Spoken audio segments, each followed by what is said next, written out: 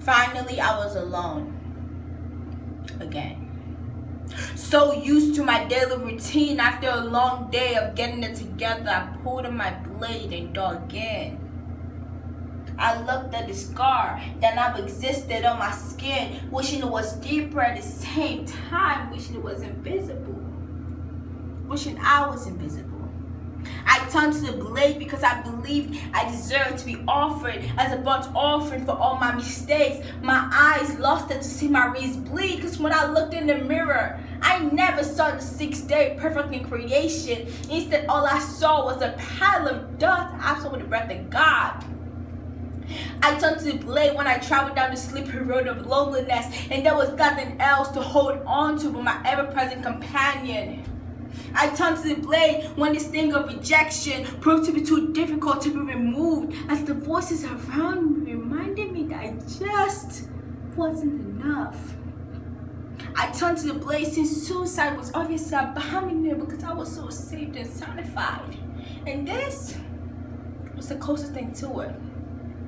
I turned to the blade because it was easy to cover up. See, under my long sleeve shirt was the arm I lifted up to God every Sunday when I sang about how He was mighty to save. No one noticed. For years it continued, and it felt great to finally be in control. See, I control when I got hurt and who gets permitted into my space. Until one day when this cocoon became too small to be my hiding place. It became obvious to those around me that I simply wasn't just prone to accident, as I would like them to believe, but I indeed had a problem. Rivers of tears flowed down my face as my friend snatched the blade from my hand, totally ignoring my pleas about how much I needed it. I longed for the blade as an athlete longs for water after a long race, but I was stuck in the desert. And that's when I saw myself for what I really was, an addict. I realized that I was like the Israelites who had built an idol for myself because God wasn't enough to satisfy my longings. So I turned around and headed back to the doctor's office. I found myself in the waiting room again, waiting for the doctor who can put a band-aid on my wound, who can perform a heart surgery to fix the brokenness of my organ, who can remove this brain-like tumor that kept me bound up in the memories of my past, who can administer to me anesthesia to numb this pain and hurt that seems to never want to disappear. Getting frustrated on my wait time because it seemed like everyone else around me waiting to receive what they needed. I pulled out my tool again. No one was there to monitor my heart, so it was easy to walk on the flat line towards destruction. Suddenly I looked up, and there he was, staring at me with love and compassion in his eyes. His no-pierced hands wide open, eagerly awaiting me to run to him, because only he had hands big enough to collect all my tears.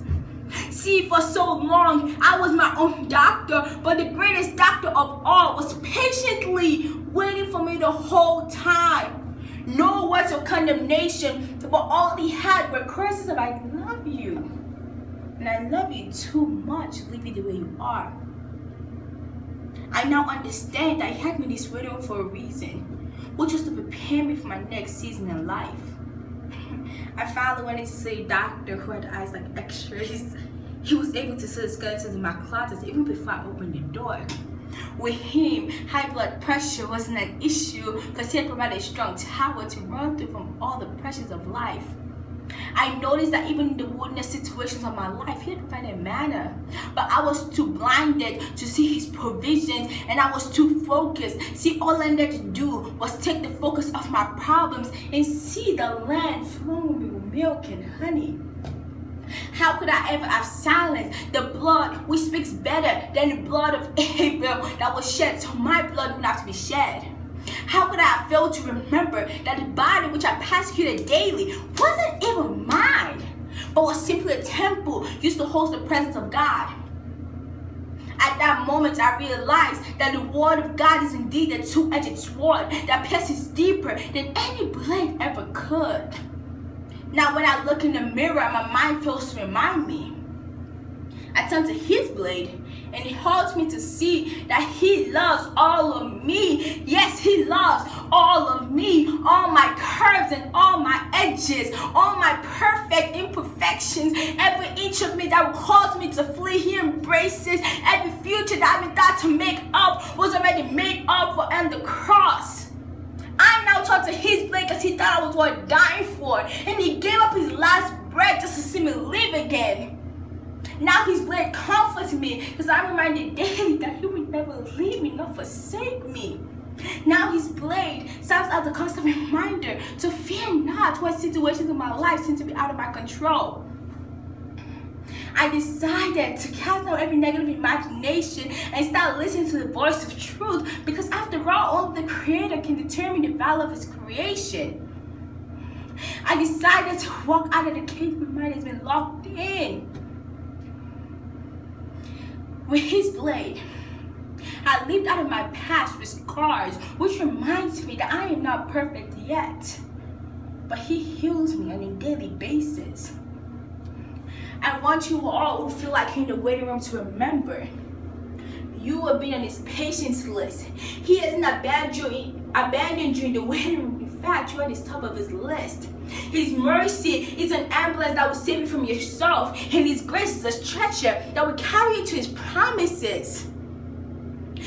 Let his strength serve as a crutch during your moments of weaknesses, because he will never let you down. Let him perform a transfusion that will give you his glory for your shame and his comfort for your pain. His needles are available to heal the open stitches of your past. All you have to do is lay freely on his operating table and let him perform an open heart surgery that will change the state of your heart. Let his love flow into your veins as you let go of the hurt of your past.